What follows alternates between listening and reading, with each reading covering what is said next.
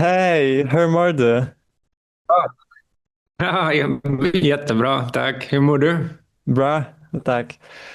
So first of all, can you please introduce yourself?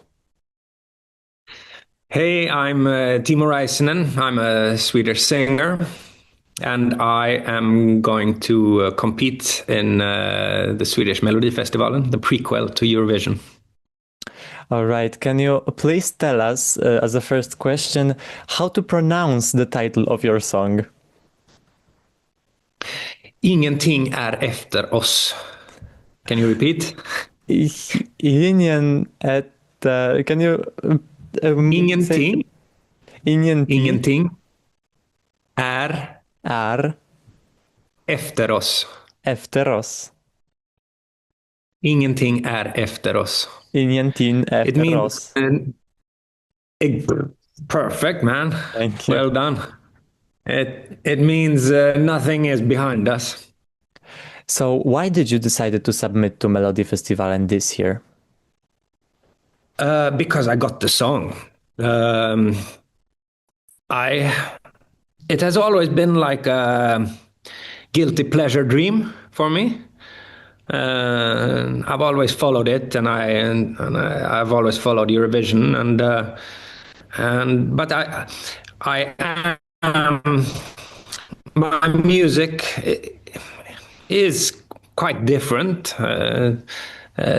to what usually is in these competitions. So I wanted to write a song that was fully me.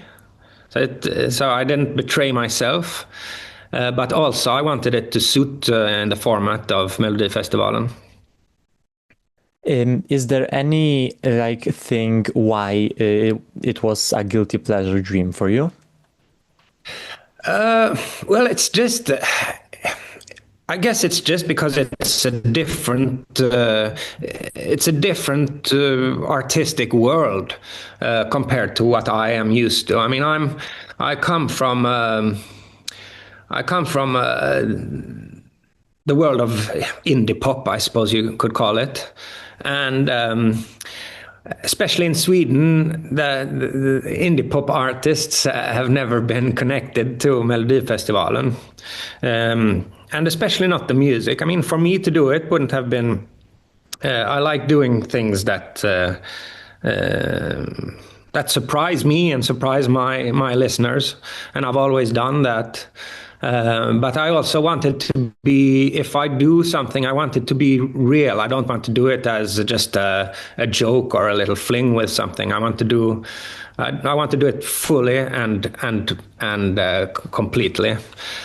So I've been waiting for the right song to drop down from the skies, and now it did. It's this song is it's so me, and it's wearing a suit that is very suited for Melodifestivalen. Yeah, as we are talking about the song, can you tell us how this song was created? How did the process of songwriting this song look like? Well, that was also different to what I'm used to. Last spring, I live in the south of France, and that's also, if the internet just starts bugging, that is the reason. We don't have proper internet down in France. We haven't come so far as yet, but so I live in the south of France. I go to Sweden. I go to Sweden to tour. And if something special is happening. So last spring, one of my best friends got married. So I went to his wedding, and then I just got a message: "Do you want to come to a cottage outside Stockholm and write with this gang?" And I said, "Yeah, sure." So I went there, and it turned out to be like the the biggest songwriters in Melodifestivalen right now, I guess you could call them.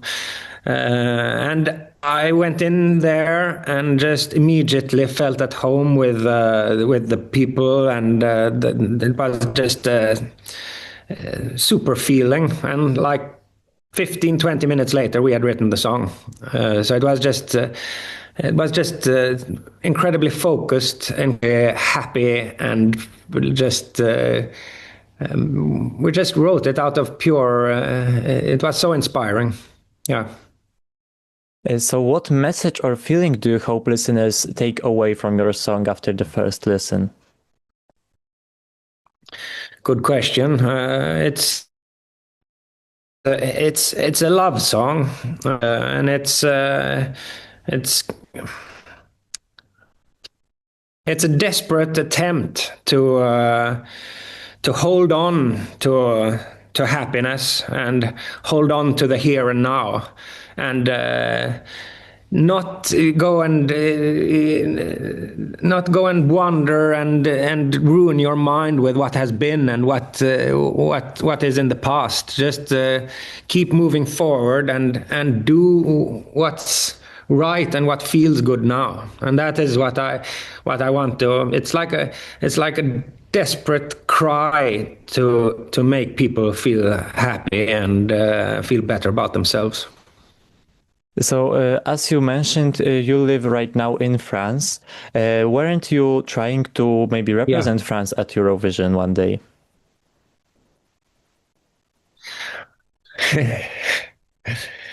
I mean, my French definitely has to get better first. I've lived here for 5 years, and my French should be so much better. But I'm a bit of a, what's the word in English? A recluse. I stay at home doing my music and my art, and so I don't get out and speak to French people enough. But I mean, of course, that would be cool. But I mean, France is the country I live in, but Sweden is my heart. Do you have any ritual or routine before coming on the stage to calm down the emotions or maybe keep luck? I mean, I've been doing this for over 20 years. So my biggest worry, I'm always super calm until I get out on stage. That's when it happens. And it always happens. And I'm always worried that maybe this time it's not going to happen for me. So sometimes I try to pump myself up, just running around like an idiot backstage. And often the backstages are so small, so I just like run like 2 meters around in a room for 10 minutes. But I do some vocal exercises sometimes, and I mean the gigs often get better when I prepare a bit and when I do something active before going out on stage. It's different. Sometimes I just don't, and then it can be the best gig ever also. So I just nothing. I don't have any like set rituals that I do every time. So you started your career a couple of years ago as a guitarist of Håkan Hellström. Did you learn from him that is something that helps you today?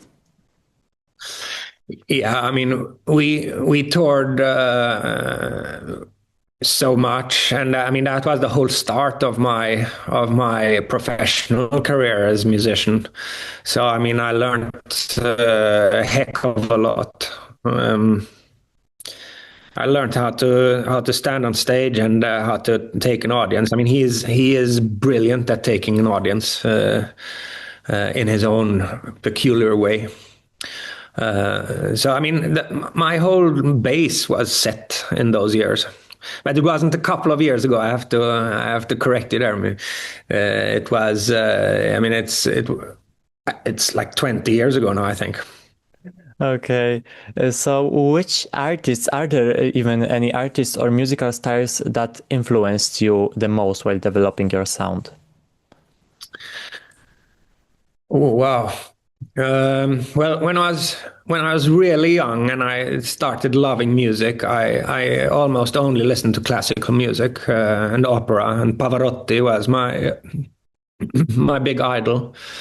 And then when I got a bit older, like 10, 11 years old, I started listening to Dire Straits Gary Moore, and started moving into to guitar heroes like Steve Vai and Joe Satriani and stuff. And then when I became a teenager, I started really listening a lot to American alternative music like Pavement and Archers of Loaf and Slint.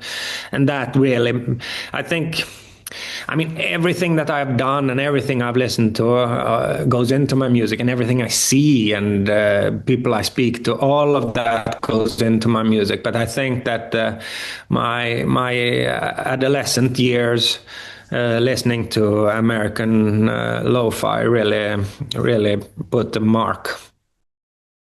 So for the last question, is there any Swedish Eurovision entry from all the years that you like the most? Oh, wow. There are so many. I think, I mean, this is such a simple answer, but I mean, both of Lorene's hits are amazing, and the way she performs and the way she has done her own thing all the way, and is a bit of an oddball, but anyways reaches out to everybody and touches everybody. That is absolutely fantastic. So that's a huge winner for me. And the Ark, the Worrying Kind, same thing there. They did their own thing, and it just touched people and went out there. Great. So that was all. Thank you so much for this interview. Good luck in Melodifestivalen. Thank you. Thanks a lot. Bye-bye. Thank you. Have a nice day. Bye.